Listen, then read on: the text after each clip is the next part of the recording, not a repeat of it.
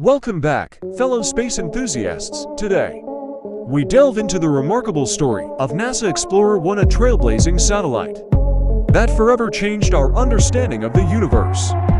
Join me as we embark on a captivating journey through time and space, uncovering the awe-inspiring legacy of this icon spacecraft. So, buckle up and prepare to be amazed. The International Space Station. Houston now controlling. Atlantis begins its penultimate journey to shore up the International Space Station. Atlantis now in the proper alignment for its 8.5-minute ride to orbit. 4.5 million pounds of hardware and humans taking aim on the International Outpost. 30 seconds into the flight. Atlantis almost 2 miles in altitude, almost 6 miles downrange from the Kennedy Space Center already, traveling 500 miles an hour. Three liquid fuel main engines now throttling back to 72% of rated performance, going into the bucket, reducing the stress on the shuttle as it breaks through the sound barrier.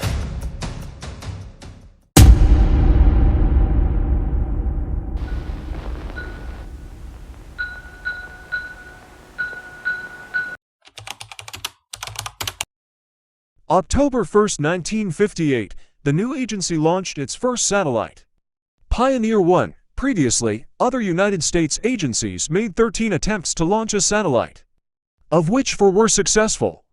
But Pioneer 1 was the first under NASA management. The agency inherited the Pioneer Lunar Program from the Advanced Research Projects Agency (ARPA), a branch of the Department of Defense established early in 1958, in response to President Dwight D. Eisenhower's initiative. To respond to early Soviet space accomplishments, the program consisted of 5 probes. Power panel check. Power panel okay. Control panel check. Control panel okay. Roger. Measuring panel check. Measuring panel okay. The first Pioneer launch attempt on August 17, 1958, ended in failure 77 seconds after liftoff when the booster exploded. The problem with the rocket was identified and corrected, and on October 11th, Pioneer 1, weighing 38 kilograms, 84 pounds, thundered off from Cape Canaveral's Launch Complex 17A. Liftoff seemed to go well, but tracking soon showed that the spacecraft was traveling more slowly than expected, and was also off course. Relatively minor errors in the first stage's performance were compounded by other issues with the Today, a new moon is in the sky, a 23-inch metal sphere placed in orbit by a Russian rocket. In the wake of the Soviet Union's successful launch of Sputnik 1, the world turned its attention to the United States.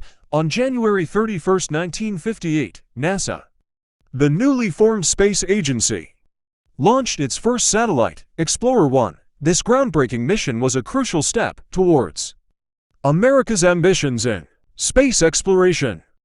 Explorer 1 was designed and built by the California Institute of Technology's JPL, under the direction of Dr. William H. Pickering. It was the second satellite to carry a mission payload. Sputnik 2 was the first. The total mass of the satellite was 13.97 kilograms, 30.8 pounds, of which 8.3 kilograms, 18 pounds, were I. Explorer 1 was launched on the 1st of February 1958 at 3 hours 47 minutes and 56 seconds GMT, or the 31st of January 1958 at 22 hours 47 minutes and 56 seconds Eastern Time, atop the first Juno booster from LC to 6A, at the Cape Canaveral Missile Test Center of the Atlantic Missile Range (AMR). In Florida, it was the first spacecraft to detect the Van Allen radiation belt, to returning data until its batteries were exhausted after nearly 4 months. It remained in orbit until 1970. Some 3 minutes later, Explorer is in orbit, broadcasting to the world its coded scientific data. This close-up of the United States edition of Sputnik was made at a press conference with leaders of the scientific teams, Dr. Wernher von Braun, Dr. James Van Allen, and Dr. William Pickering. A 3-way collaboration between private industry, academic science, and the military.